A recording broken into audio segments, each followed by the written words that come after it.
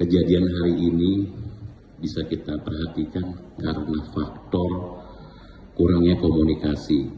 Jangan sampai trust isu, ketakutan karena paruh waktu tidak terinformasi dengan baik. Kurang informatif kalau saya perhatikan BKP SDM kepada teman-teman P3K. Jadi jangan sampai, jadi kembali lagi ada pertanyaan RDP seperti hari ini terjadi Pak. Jadi kalau misalnya ada kemungkinan 500 yang pensiun, ada tambahan P3K yang diangkat paruh waktu dan full time, urutannya itu dari mana?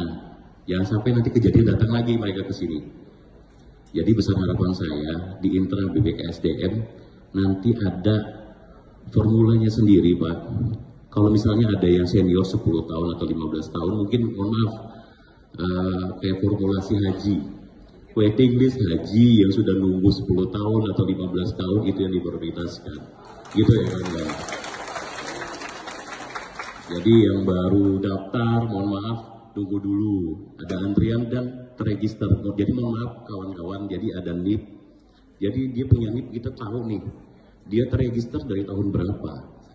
Masa kerjanya pun tahu dari berapa. Mungkin itu tambahan dari saya. Kurang lebih mohon maaf. Wassalamualaikum warahmatullahi wabarakatuh.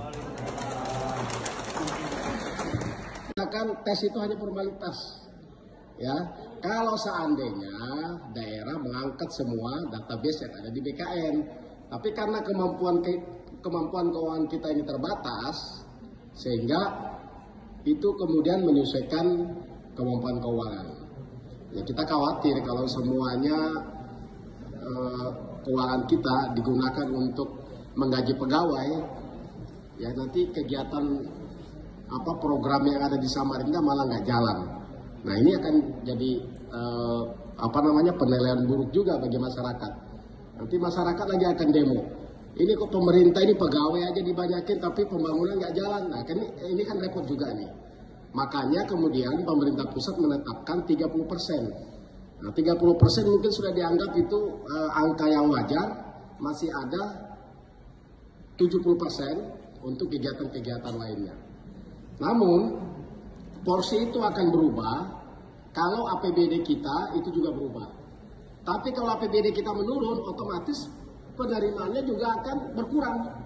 Ya, kalau jatahnya misalnya dalam satu tahun misalnya kita bisa mengangkat 500. Pas tahun yang akan datang APBD kita yang ini kan sekarang ini berkisaran di 5 triliun. Nanti 2026 tiba-tiba turun jadi 4 triliun, otomatis 500 bisa jadi 300. Kan gitu kan, karena porsi yang 30% itu akan berkurang juga. Nah, jadi kita ini harus memahami juga, jangan sampai kita ini hanya